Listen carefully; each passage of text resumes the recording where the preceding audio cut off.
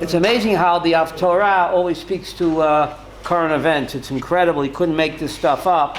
If you look at the Haftorah, it's Isaiah 41. It's in the back. It's in the Haftorah from Parshat Lech Lecha.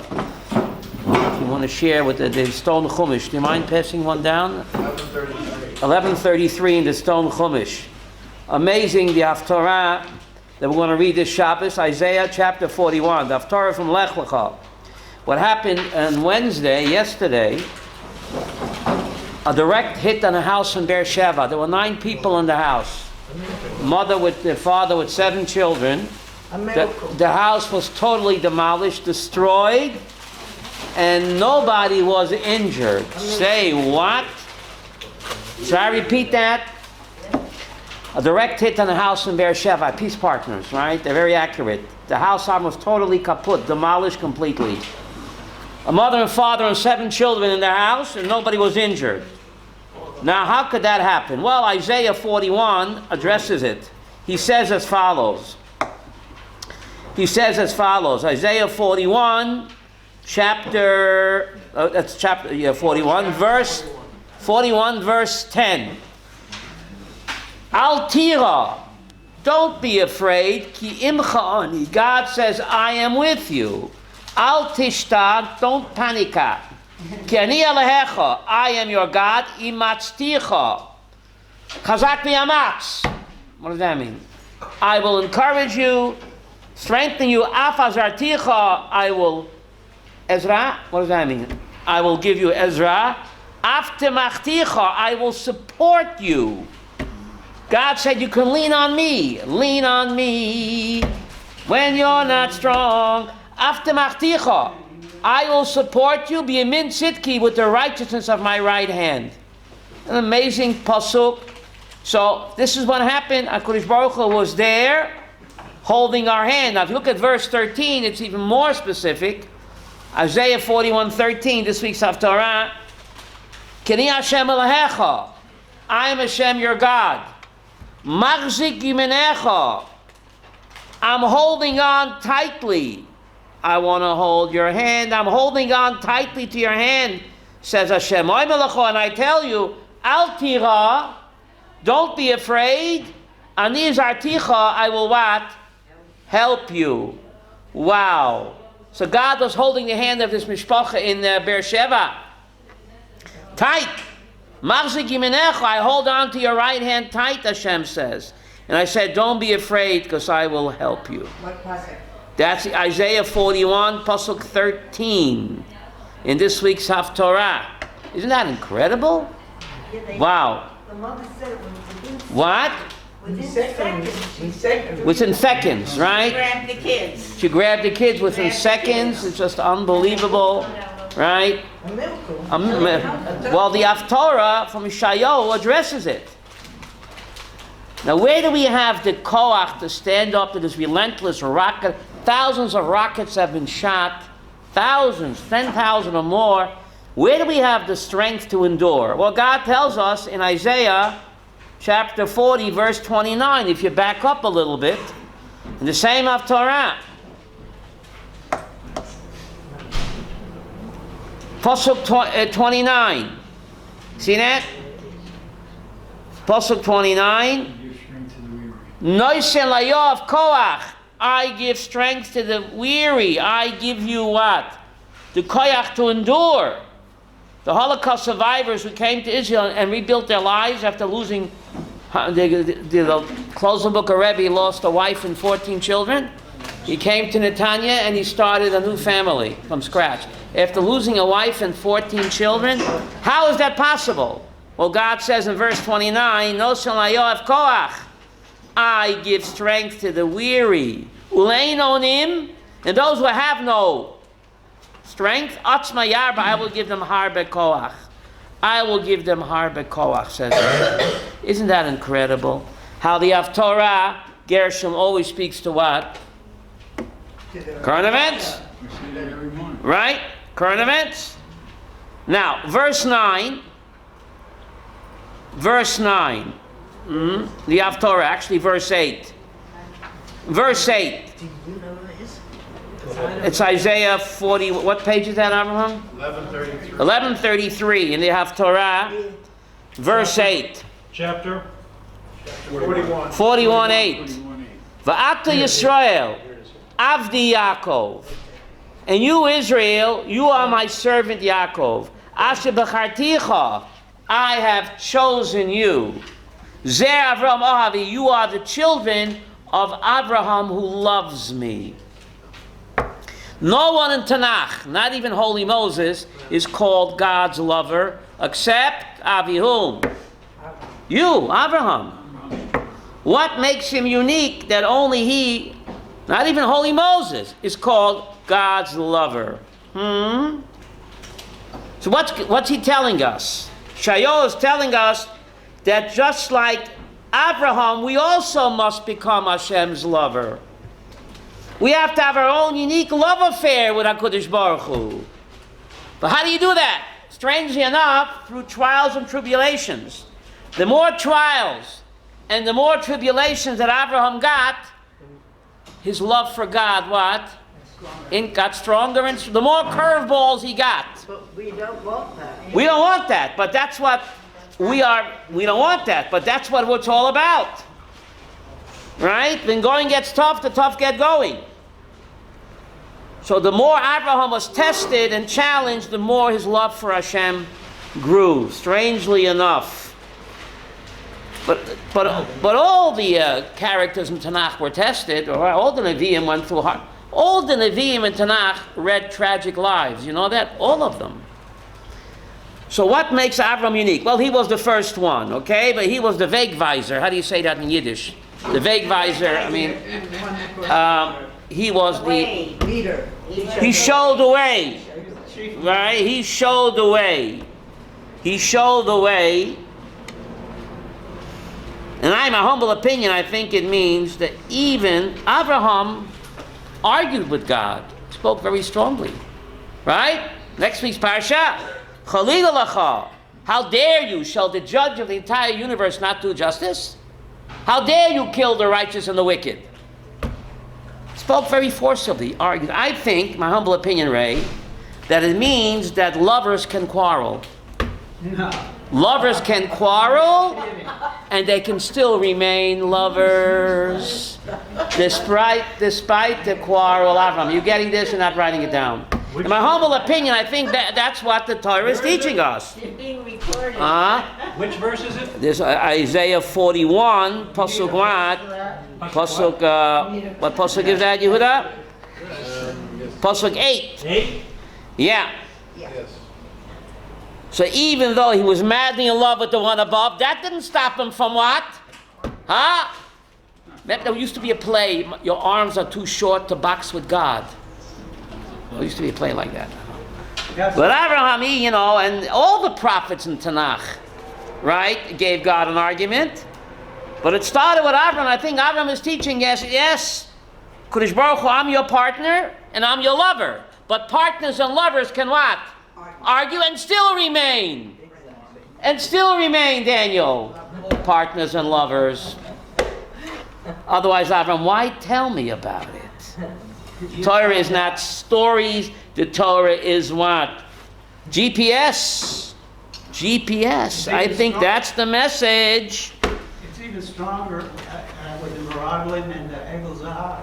Right, but I don't want to get off the subject. I want to stick to this, Gershom. We're talking about arguments. Right, arguing, right? Yeah. Didn't Moses also argued with God plenty of times, right? Yes, from the very beginning. But who taught him? Abraham. Abraham, he was the first. Abraham was the first. Now, there's a strange verse in Bereshit 17:22. Bereshit 17, now keep in mind, Sarah, the Torah is GPS. It's not history. Bereshit 17:22, there's a strange verse in this week's Parshat. Bereshit what? 17:22. 17:22. And when God made an end of speaking with him, Vayal Elohim Me'al Avraham, God rose up. How do they translate that? God ascended from Abraham. How do they say it again? Slowly? And when he finished speaking with him, God ascended from God ascended from What does that mean? He's sitting on his shoulder. What does that mean, Abraham? Rashi makes a strange statement based on Chazal. Shat tzadikim merkafta shel makom. The righteous people, they are God's chariot. We are God's driver in this world. We are God's partner. Right? So we have to kaviyachol drive the Shekhinah's chariot. But the Klei Yakar takes it a step further. I wouldn't dare say this, but the Klei Yakar says it in the 1600s. Otherwise, I wouldn't dare say this. You ready? Fasten your seatbelts. Vayal Elohim al Abraham. God went up because of Abraham. Through our mitzvahs and ma'asim tovim in our Torah, we give the big boss a lift. Now, I wouldn't dare say this, but the Klei Yakar says it. Abraham, take it to the bank. Vayal Elohim al Abraham. HaKadosh Baruch Hu moving on up, kaviyachol, from Abraham because of Abraham. Because of Abraham's chesed and ma'asim tovim, it gave kaviyachol HaKadosh Baruch Hu what? A lift, moving on up. Otherwise, why tell me Vayal Elohim al Abraham? That's the Klei Yakar. And actually, it's a Mishnah in Masechta Avot. Dam alamala mimcha, says Chaim Volozhin. Dam alamala. If you want to know what's going on upstairs, mimcha. You make the call. The awesome power of a Jew, of a human being, to become God's partner. And God says, I rely on you. Lean on me, what? But I rely on you. The tzaddikim are God's chariot. That's pretty incredible. That's pretty incredible, right? So Avram Avinu, strange, Ray. We have Avram 1 and 1, 2. Avram 1 and 1, 2. Beginning of the Parshat, he goes down to Egypt. His wife is kidnapped. Remember? By the PLO there, the Egyptian terrorist. What does he do? Doesn't do anything. Yeah, like a nebbish. Right? Doesn't do anything. Later on, when his nephew was kidnapped, he becomes Rambo on steroids. Ray, what's going on? What's going on? And why tell me about it? And why tell me about it? And what's the message? His wife, the better half. Chava, ishta kegufo. So when his wife is kidnapped, he remains totally passive. When his nephew is kidnapped, he mobilizes an army. And he becomes Rambo. Does he love his nephew more than his wife? Is that logical? And why tell me about it? Abraham 1, Abraham 2. What's going on? What? Sarah had her own. You don't rely on miracles. You don't rely on miracles. Sarah had her own. So what?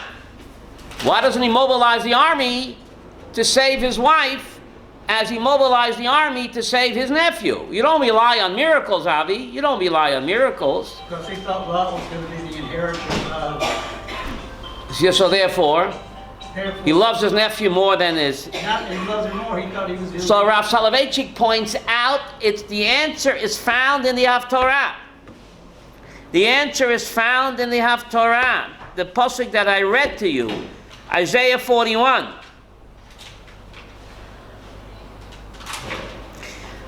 Verse 13, I, Hashem, am your God, I hold your hand tight, and I help you. But that promise is only where, Ray? In Pisgat Zev, in Ashkelon. Where was Sarah kidnapped? In Shmutz La'aretz. In Shmutz La'aretz, the Jew is defenseless and powerless. But in Eretz Yisrael, the Eretz Yisrael, God says in Israel, I hold your hand and I help you. The amazing miracles of the Mechemet HaShichrur, the 48 war and the 6-day war and the Yom Kippur war, miracles and miracles. Because God says, I am holding your hand tight and don't be afraid. And I'm helping you. But that promise is only where, Abraham? In Ashkelon. In Eretz Yisrael. And therefore, when his wife was kidnapped in Egypt, he knew he had no chance. Only in Eretz Yisrael did he have this promise of HaKadosh Baruch Hu, don't be afraid, I will hold your hand, and I will assist you, and you can lean on me. But not in Shmutz La'aretz. It's incredible. Are you with me on this? Yeah, Powerful yeah. message. I got a question. That if you want God's assistance, you want God's supernatural aid, you have to come to Eretz Yisrael. Look at all the miracles. Masha, I have to tell you, the 48 miracle was even greater than the 6-day war, I think. A friend of mine fought there. They didn't have any artillery. They had the sewer pipes. I told you the story. They had sewer pipes, and they had seltzer bottles that they dropped from the sky. And that's how they won how many Arab armies? 5, with seltzer bottles and sewer pipes. And World War I rifles. So this is it, right? World War I rifles. They had airplanes with all kinds of parts put together. But Hashem says, I'm holding your hand tight. And I say, don't be afraid, I will help you. But that promise is only in Eretz Yisrael, and therefore he knew in Mitzrayim he would have no chance. But Lot was kidnapped where? In Eretz Yisrael. So there he became Rambo because that's Hashem's promise. That's Hashem's promise. Yes. So how do you explain all the tragedy, like Hezekiah and the first face and the second? But we're talking about our time. The Navi is speaking about our time, right? The Nevi'im are speaking about us. There were millions of Nevi'im. How come only 48 are written down? Because those millions of Nevi'im, the Gemara Megillah said there were millions. Why aren't they written down, Chava? Because I run out of space. Because those millions speak for their time, but the 48 that are written down, Megillah is speaking for us today, for our time. You just have to open up and you see how current events in the Haftorah, it's just amazing how it never fails, the current events in the Haftorah. You go back to the beginning of the Parshat, Lech Lecha. Go find yourself. Lech Lecha. Bereshis 12:1. Lech Lecha. What does that mean, Lech Lecha? Go to yourself. If you want to fulfill your spiritual potential, you cannot do it in Borough Park. It's only where? Here. Land of Israel. Lech Lecha. Go to fulfill your spiritual potential, Hashem is saying. And if it's only for Abraham, it wouldn't be in the Torah. It's for all of us. You have to come to Eretz Yisrael in order to find yourself completely. Otherwise, forget about it. All right? And then the Torah says, leave your father's house. Leave your father's house. That's what God tells him. Because your father's an idol worshiper, leave your father's house. So he leaves his father, Bereshis 12:5. He takes his wife and his nephew, and all of their fortune, and the souls that they made in Haran. Now, how do you make a soul? Was Abraham and Sarah shoemakers? How do you make a soul? What? How do you make a soul, Avram? How do you make a soul? Monotheism. So Rashi says that they brought these pagans under the wings of the Shekhinah. Exactly, Tshuva. Abraham converted the men, and Sarah what? Converted the women. And if you bring someone close to Hashem, like you create him. I got a question. Abraham was this great kiruv, right? He made thousands of converts. What about his own father and mother? What about his own father and mother? And Hashem says, leave them. Leave them. Why couldn't he make his own father and mother see the light? And he made all of these thousands of Balachuvas he made. His father went with him. No, his father didn't go with him. He left. God says, leave your father behind in Haran. Get away from him. But they left What They about... left the riches from Mesopotamia. Right. His father wouldn't take it from his So Bilhah gave the answer. Bilhah gave the answer. God knows human nature. Avram and Sarah were preaching to their parents. He said, you're preaching to us? We changed your dirty diapers. We wiped your runny nose. You're going to give us Musar? You're going to give us Musar? God says, as long as you're with your parents, they'll never become Baal Tshuva. You can't take rebuke from your own kin, your own flesh and blood. I raised you. I stood up with you when you had the mumps and the measles. You're going to tell me right and wrong? Forget about it. Avram, you're wasting your time. Only if you leave your parents and takeh. How do you say takeh in English? After Avram left his parents, they became what? Great Baal Tshuva. Lech Lecha. So much so that God says you will join your parents in the afterlife. So Rashi wonders, Avraham, join your parents in the afterlife. His parents are pagans, worshiping Getchkes. What kind of good tiding is it that will join the parents in the afterlife? So this is a raya, says Rashi, that his parents did tshuva. And what kind of tshuva?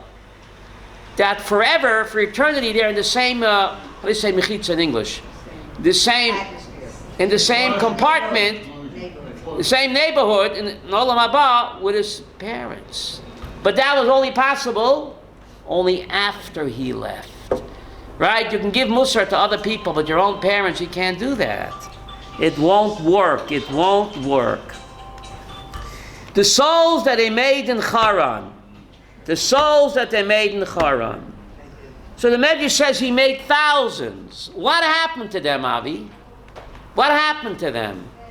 So the Medrash makes a strange comment, Abraham. You listening? That after Abraham died, they all relapsed. They all went back to the disco, the massage parlor, to the pagan temples. It didn't last.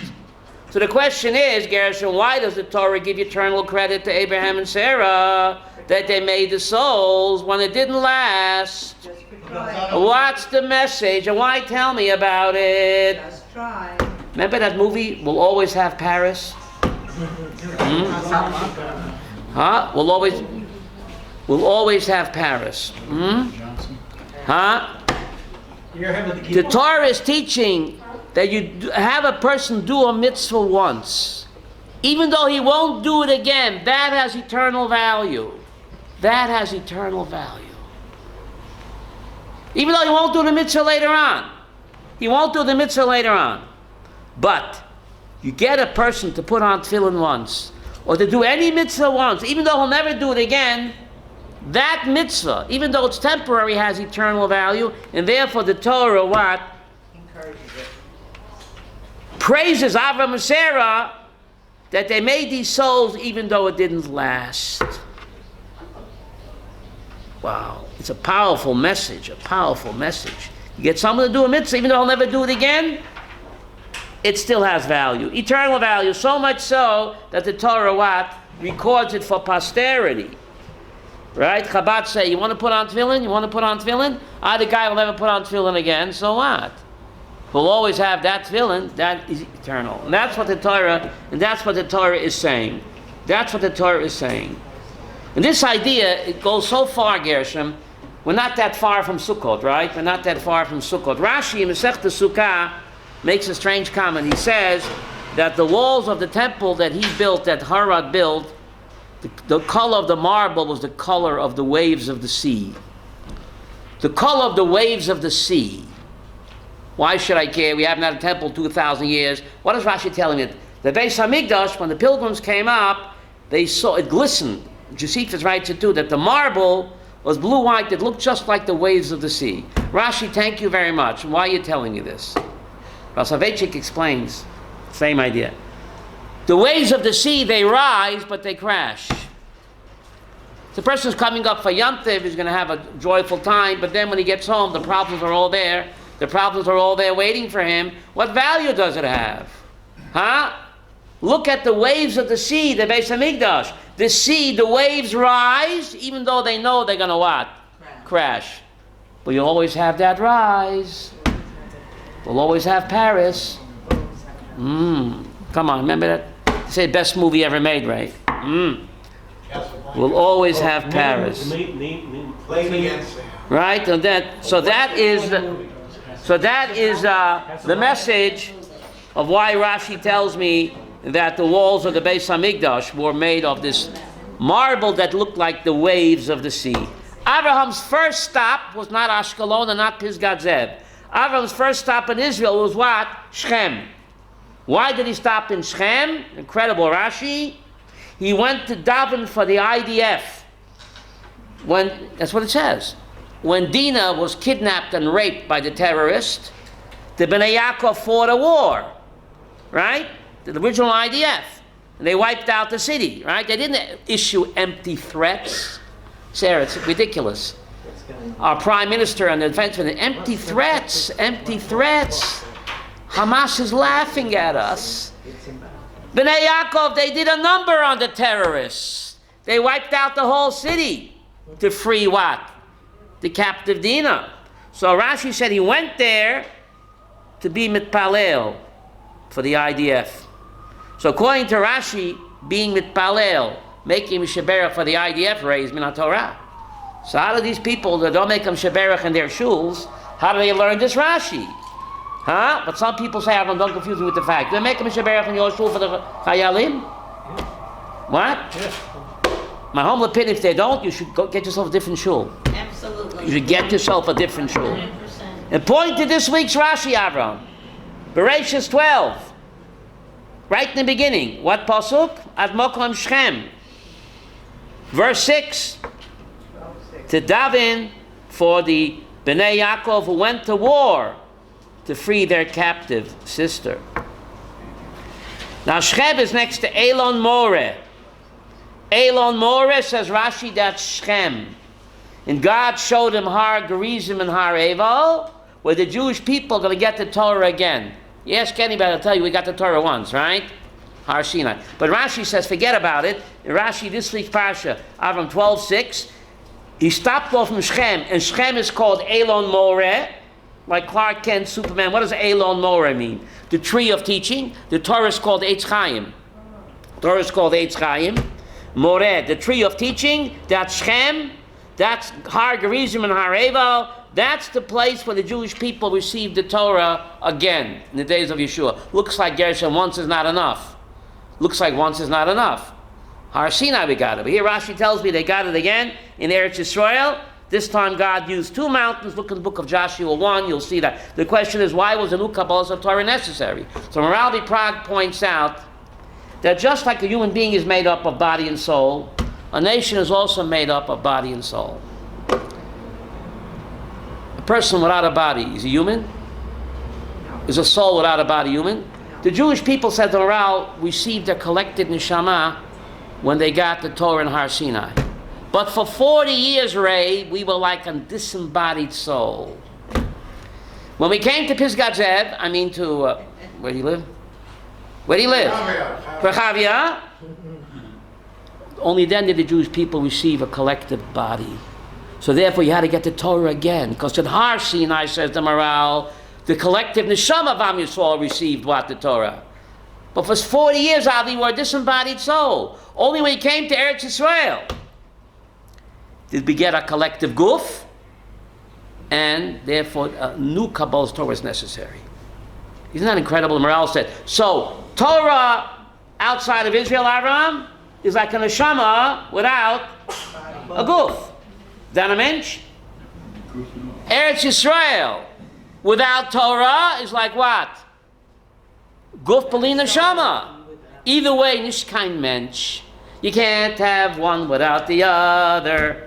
Amazing morale based on this Rashi, why a new Kabbalah Torah was necessary in Har Gerizim and Har Eval, because this time when the Jewish people came to Israel, we received our collective guf. There's an amazing pasuk in the end of the Torah.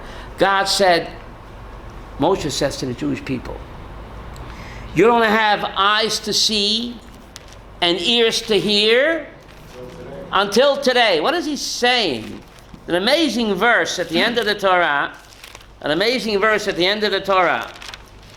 Now, how would you learn this verse without this morale? Right? Devarim 29, verse 3. Devarim 29, verse 3. God didn't give you a heart. He didn't give you eyes to see. Ears, 1087. Ears to hear until today. And therefore you didn't eat bread. Right? And you couldn't drink normal food. Why, says the Maral? What's this person saying? Devarim 29, Avram. Devarim 29, Pasuk 3, and Pasuk 5. God didn't give you a heart, eyes, ears until today. You didn't eat food. You see that, Bila? Why couldn't you eat normal food? I ain't got no body. I ain't got... You're a disembodied soul for 40 years, Gershom. They don't realize in Borough Park, they have neshama, they ain't got a goof. But some people say, don't confuse me with the fact. This is what the Torah means. Now that you're coming to Eretz Yisrael, now you get eyes and ears, and now you'll be able to eat what? What? Angels' donuts. Or what? Bourbons. But you couldn't. You didn't have a collective goof until Eretz Yisrael. Otherwise, what does the pasuk mean? It's a very difficult verse. So we explained why Abraham fought like a lion to free what? His nephew, but he didn't lift a finger when what? His beloved, better half was because Isaiah says, you ain't got no koyach to fight your enemy that in Chutz La'aretz. In Chutz La'aretz, remember, the Jews are defenseless. Now, but we see, once we come back to Israel, tremendous miracles, Isaiah 41, that God says, I hold your hand tight, and I give you superhuman strength, but that's only in Eretz Yisrael. Now, the Shalah Kodesh makes an incredible diuk. Bereshis 13:7. There was a fight between Abraham's shepherds and Lot's shepherds. So Bereshis 13:7 says there was riv. How do you say fight in Hebrew? You can say riv or you could say meriva. Ask any old pond teacher. You can say riv or you can say meriva. So the Shloh asked in Bereshis 13:7, it says there was a riv between Avram's shepherds and Lot's shepherds. And in verse 8, Avram says to Lot, please do not let a meriva break out. Why change from the Lashon Zachar, how do you say it in English, Ray? Male. From the masculine to what? To the feminine, meriva. Fight in Hebrew, you can say it two ways. So the Shloh says something amazing. And why tell me about it? You know, the Torah is a history, not a history GPS. The word riv, says the Shloh, is Lashon Zachar. A fight breaks out, an argument breaks out, you have to nip it in the bud. You can't let it fester, because then it turns a meriva. What's a meriva, Avram? Lashon Nekeva. It gives birth to more machlokes and more. Now, certain families are not speaking for years, Ray. They can't even remember what the original argument is all about. I know. They can't. What was the original argument? Because of meriva. The riv it gave birth to meriva. Right? So Avram says, riv, how do you say, nip it in the bud. While it's still a zachar, but it's not able to what? Give birth. Don't let it become a meriva. A nekeva. To give birth to more machlokes and more arguments. You won't even remember what the original argument was about. Powerful message that Avram Avinu was teaching us. Now, the tour guides, when we were on the tour bus, Bill, I kept saying that we're doing a mitzvah. Which mitzvah are we doing? Remember, we went on the tours. No, you didn't go. You didn't go with us. So I kept quoting this pasuk, Bereshis 13:17. Kumet halech ba'aretz. Get up and walk the land, the length and the width. Wow. So why is the Torah telling me this? That it's a mitzvah to tour the land of Israel. Otherwise, I need to know that Father Abraham was told by God 3,800 years ago, get up and walk the land, the length and the width. God is speaking to every one of us that to walk the land of Israel is a mitzvah. So next time you see a jogger running, Ray, say mitzvah, noch a mitzvah. The bus is okay. Roichev kemahalech, the Gemara in Kedushin says that riding is like what? It's like walking. Okay? Riding is like walking. Now fasten your seatbelts over here. So there's a big war. Lot is kidnapped by the terrorists, right? Genesis 14:13. The survivor came and told Avram Ivri that his nephew was kidnapped by the Hamas. Right? That's what it says, Ray, no? Bereshis 14:13. He told Avram Ivri. How do they say? Avram the Hebrew? Ray, you got to use the book. Right. Bereshis 14:13, Billah. What does it say there? They don't translate. What do they say? He was told to Avram. So Adam the Hebrew was told to the Hebrew. The Hebrew they say. Yes. Why was it called Ivri? Rashi says, the other side, right? Reminds me, ever watch The Honeymooners? Classic, come on. 14. So Ralph and Norton had a falling out, right? They had a lot of arguments, but they remained best friends. What a message. So Ralph tells Norton after an argument, when you see me, you get to the other side. So Norton says, when I see you, there ain't no other side.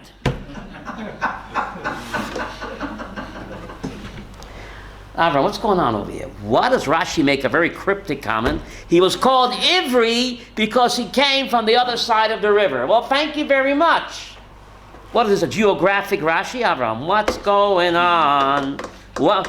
What do I need to know? He came from the other side of the river, and there was called Ivri. Fasten your seatbelts there for this one. Avram came from Bavel, the other side of the Euphrates, Bavel, where the Rambam says that Abraham was an idol worshiper. Abraham himself worshipped idols until a certain age. Bavel represents the tumah, the impurity, which Abraham did before he became a Baal Tshuva. Abraham Ivri.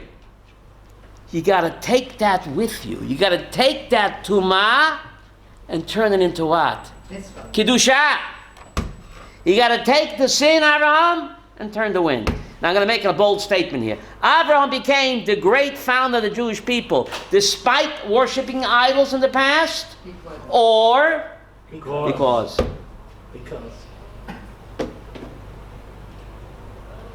I think that's what Rashi means over here. He came Eva Anar, and that represents all the Tumah of Bavel, Nur Kazdim, and he was part of that scene. But he had the courage to what? Go to the other side. But he took that with him because he do tshuva mehava, all of your garbage becomes what? Daniel, all the garbage becomes what? Recycled or rejuvenated into a mitzvah. That's, I think, that Rashi's so deep. And therefore, Megillat Ruth, after she becomes the righteous convert Ruth, the Megillah refers to her, Ruth HaMa'aviyah. Ruth, the Moabite. Now Moab was the symbol of what? Moab made Las Vegas look like a kindergarten. So after Ruth does tshuva, Las Vegas, kindergarten. Moab was a symbol of immorality and corruption. Why does the Megillat Ruth, she's a Rebbetzin now. She's married to the chief rabbi of Israel. Who's the chief rabbi of Israel? Boaz. Yet the Megillah keeps calling her Ruth HaMaviyah. Ruth the Moabite. Isn't that bizarre? And Rachav Hazonah, the lady of the night. After she converts and she marries Yeshua ben Nun, she becomes the first lady of Israel.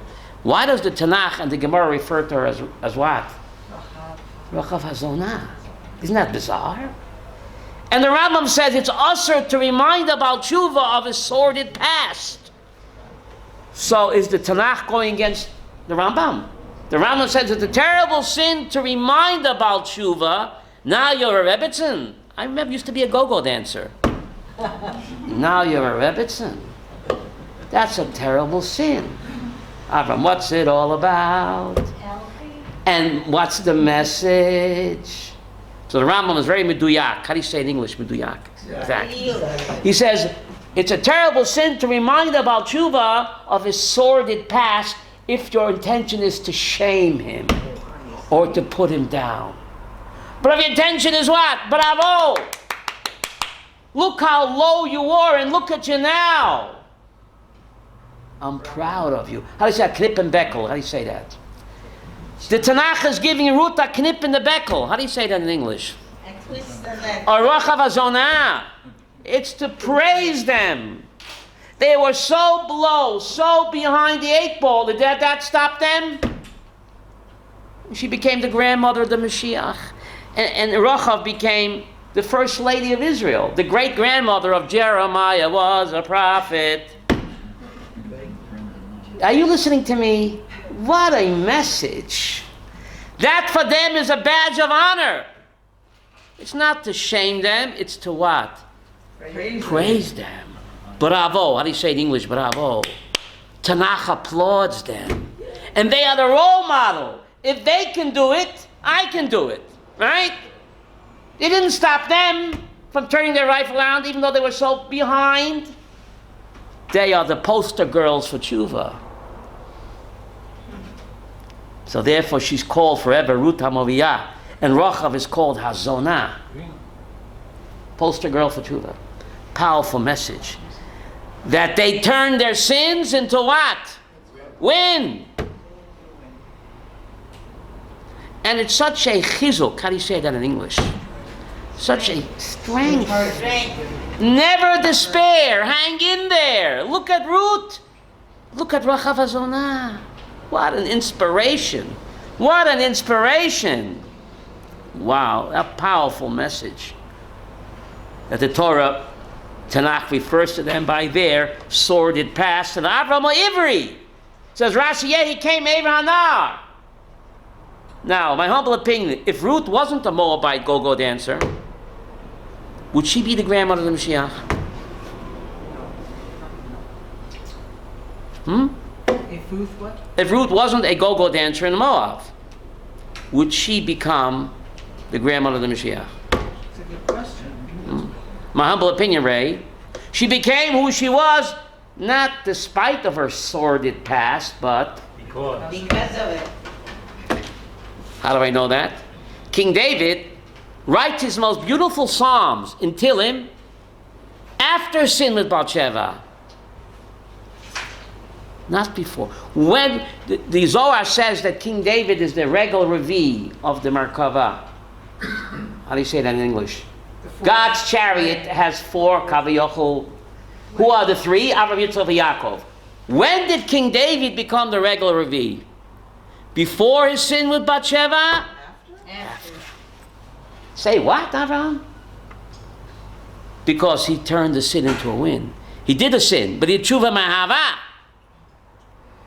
And then he became the regal Rabbi. How do you say that in English? The regal Rabbi, the 4th leg, that whatever that means, holds up the chariot, right? The 4th wheel, right?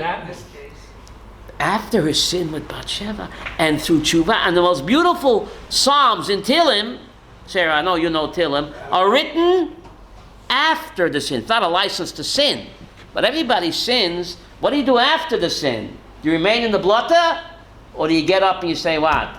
I'm going to become better despite the sin?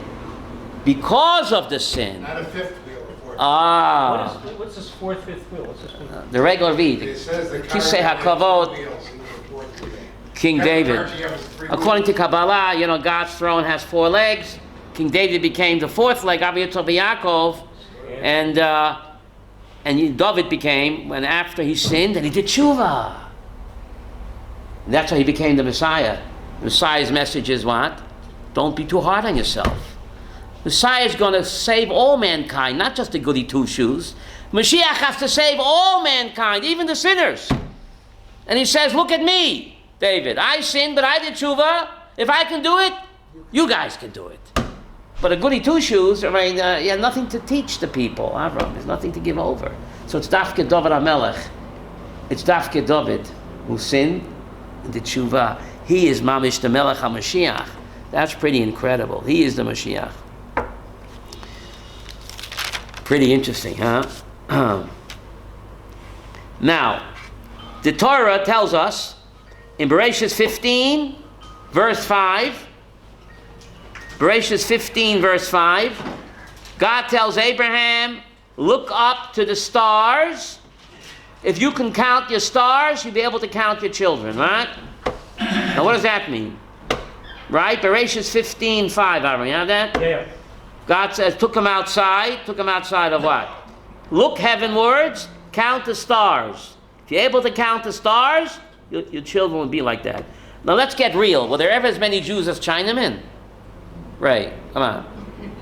I don't think so. What do you mean the Jews are like the stars? There are more Chinamen and more Indians. Not 2,000 years later, there were more. Okay. And But that's it- why yeah. only the Jews for the first 1,000 years there was no Chinese restaurants. All right, that's right. So the Netziv says it never meant quantity, It means quality. Every Jew is a superstar. And Tiv said that. That's why the Jews invented Hollywood. Every Jew is a superstar. Wow. Your children are like the stars. Just like the stars are eternal, the Jewish people are what? Eternal people. We shine forever. Remember that song? We all shine on. Like the sun, the moon, and the stars. The Jewish people shine forever for eternity, and therefore the Torah calls us what? Stars. Isn't there something that we say in our prayers that God named each star? That's in Tehillim. Just like each star has a name, what does a name mean? A tafkid. Each Jewish person has a unique tafkid. How do you say tafkid in English? Purpose. Mission. And no one can do it my way. Da da da da. Right? Just like God doesn't run out of stars, He doesn't run out of missions for us. Each one of us is unique. We shine forever, and all of us have a unique mission that no one can do it my way. That's pretty amazing that the Torah is what? The Torah is teaching. The Torah is teaching. Rav Soloveitchik asked a bomb kasha from Bomland, Rabbi Avraham. You know, Avraham got thrown into the fiery furnace, and he was a great debater. He debated religion. The Medrash says it had all these debates with Nimrod and all the people, a great orator. How come the written Torah is silent about that? It only writes Abraham's acts of chesed. Ray, you getting the question Rav Soloveitchik asked? Why is the Torah totally silent on Abraham's theology? Thrown in the fiery furnace, and he debated this, and he debated that. All the Torah tells about Abraham is his what? Kindness. His kindness. Bila, what's the message of the great Rav Soloveitchik? The tafkid of a Jew, the ikir is what? Kindness. Chesed.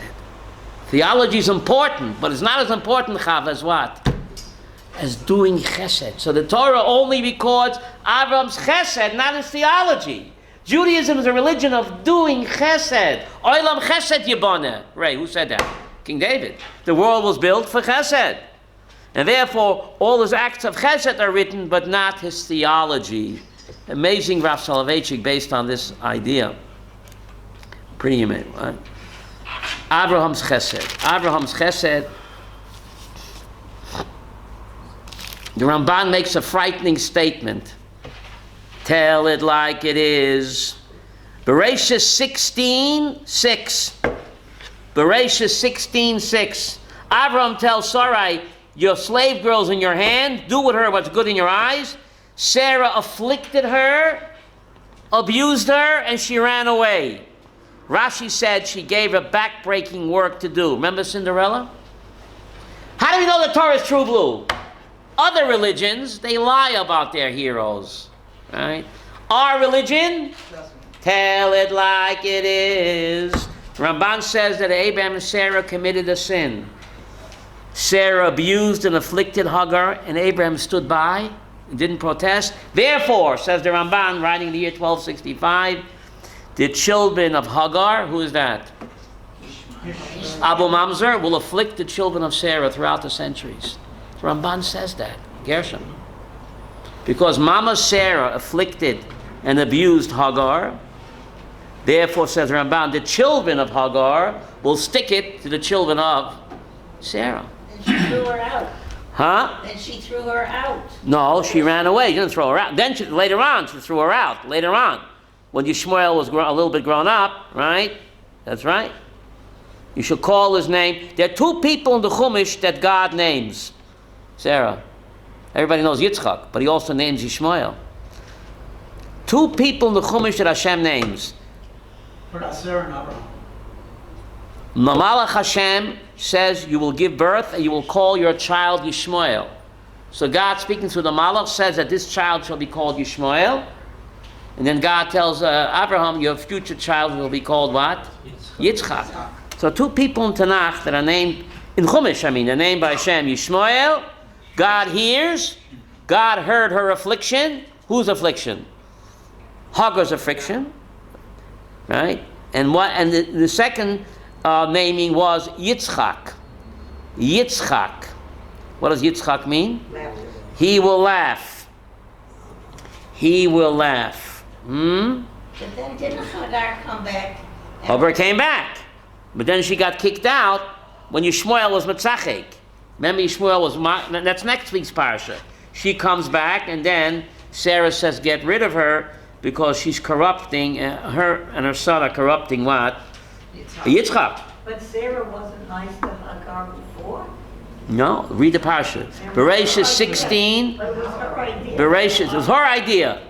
Her idea, but then Rashi says when she got pregnant, she began what? Flaunting herself in front of Sarah. You're not such a hatchetatzi. You're living so many years with Abraham, nothing doing. Bingo. One night, bingo, became pregnant. I'm a bigger tzaddik than you. She kept, But two wrongs don't make a right, Avraham. Two wrongs don't make a right. Rashi said that Sarah afflicted her by making her back-breaking work, so much so that she lost the first baby. Rashi said she was pregnant before and she lost the first baby. Ad kedei kach. So according to Ramban, we're still paying for that. Is that fair, Chava? Ramban says that's why the children of Hagar are afflicting the children of Sarah. And when will it end? When will it end, right? When Mashiach comes. Now the Chafetz Chaim points out something incredible. The Malach says Yishmael be Pera Adam. Pera Adam. The Malach says his name is Yishmael, will be called Pera. Now in Hebrew, says the Chafetz Chaim, you would say Adam Pera. Ask any Ulpan teacher. The subject comes before the predicate. Says the Chafetz Chaim, you hear this about 100 years ago. By Yishmael, the Pera, the savage, comes before the human being. So therefore it's Pera Adam. Look what they do to each other. What would they do to us if we gave them a state? Unspeakable cruelty and barbarism they do to each other. Says the Chafetz Chaim, because the Pera, the savage, comes before the Adam. That's pretty incredible. Huh? What? It says Kol Yad Bo. The Yad Yodai Bakol, the Yad Kol Bo. Right? With no exception. Yodai Bakol, Yad Kol Bo. All of the wars and most of the terrorism is all what? The Ishmaelites. The Torah predicted that.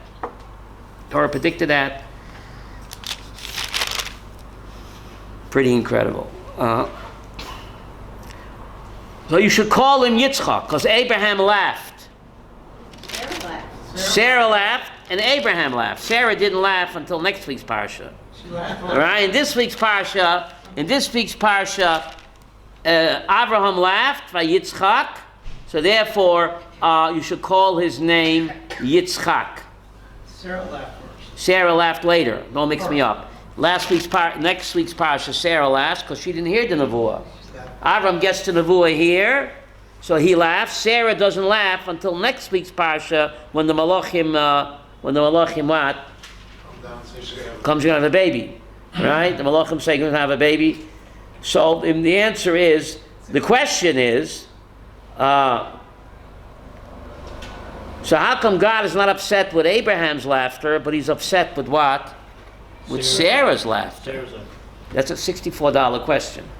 Okay? Rashi makes an incredible statement. Abraham laughed, Hemin v'samach. Abraham laughed, he believed. And he laughed with joy and belief. Therefore God was what? Gave him a medal.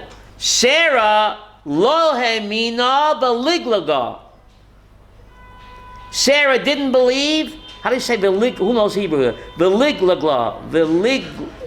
Veliglaga. Mocked. Good thing you came today. Daniel, I don't understand this. Right? Rashi says that Sarah was a much greater prophet than whom?